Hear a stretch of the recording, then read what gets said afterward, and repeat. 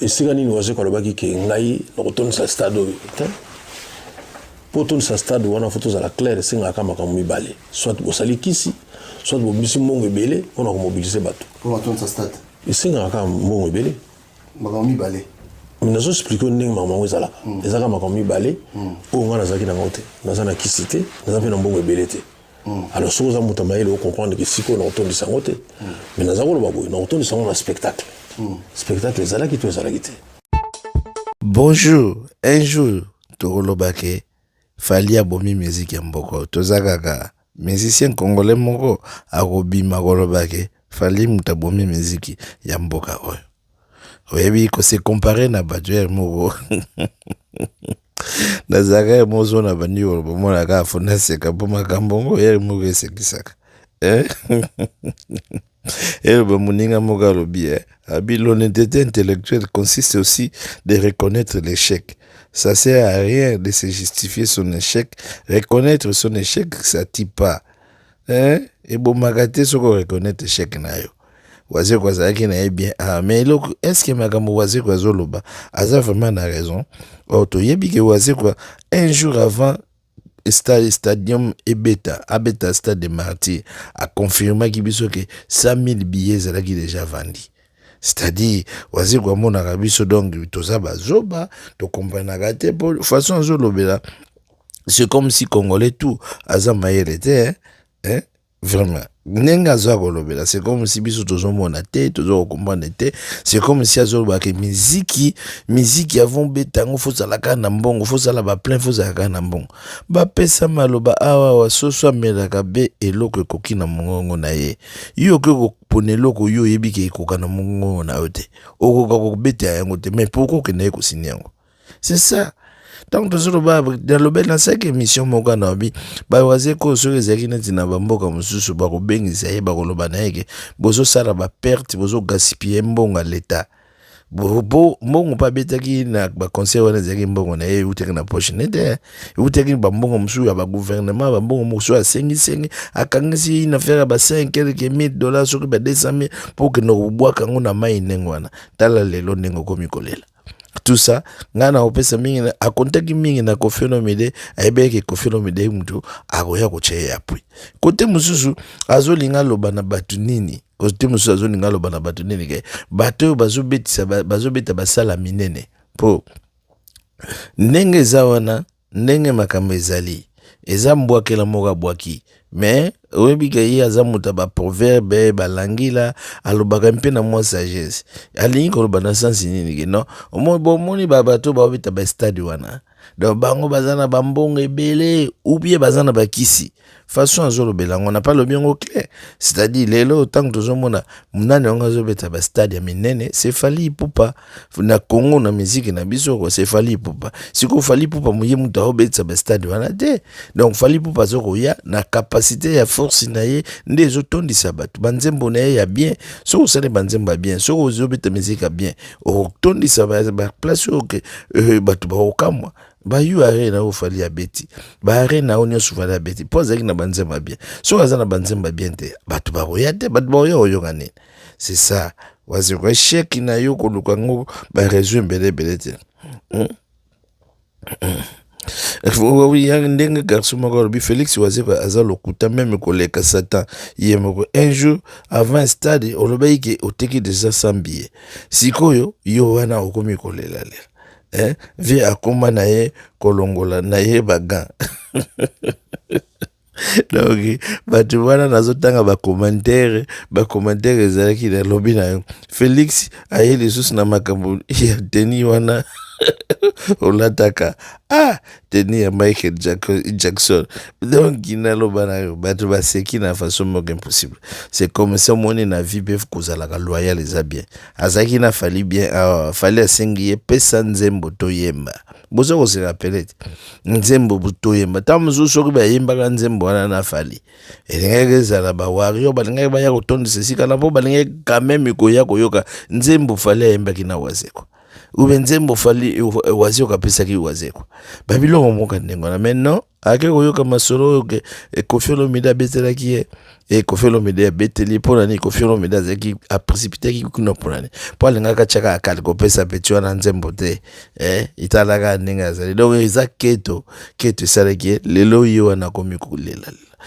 Je pense que Stade de Martyrs pe mutu epandi orchestre wana e kaboni mais nyonso wana bereza na mutu ya fali soki fali abetaka na Stade de Martyrs te ne orchestre bawaze kwa ti lelo ezali nango ne ba musicien pe bakabona na bango te be orchestre wana epanza na bango po ba musicien bamoni me fali po ba beti fali po ba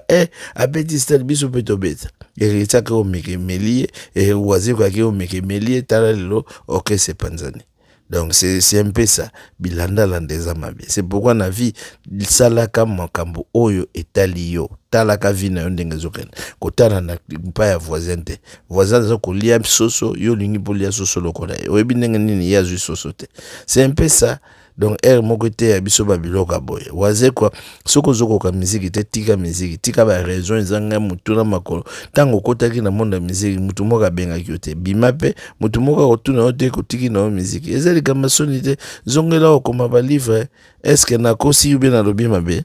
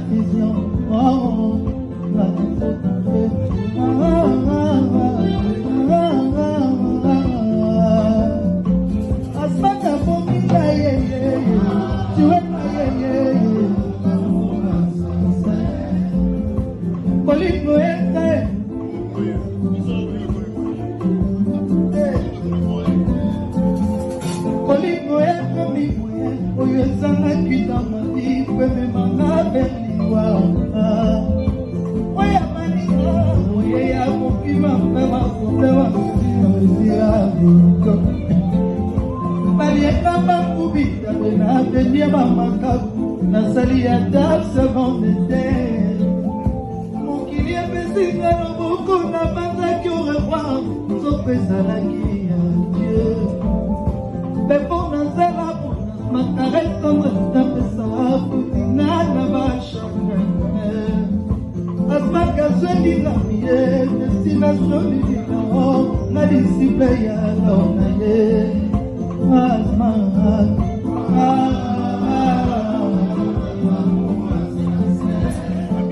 asmaka mitenga na susi mboka poesampe mame apeti eza emprisonne asmaka bibine te ya koponelanga sioke ya motema ya mama na combien expiré minanga ekomi osoyalite asma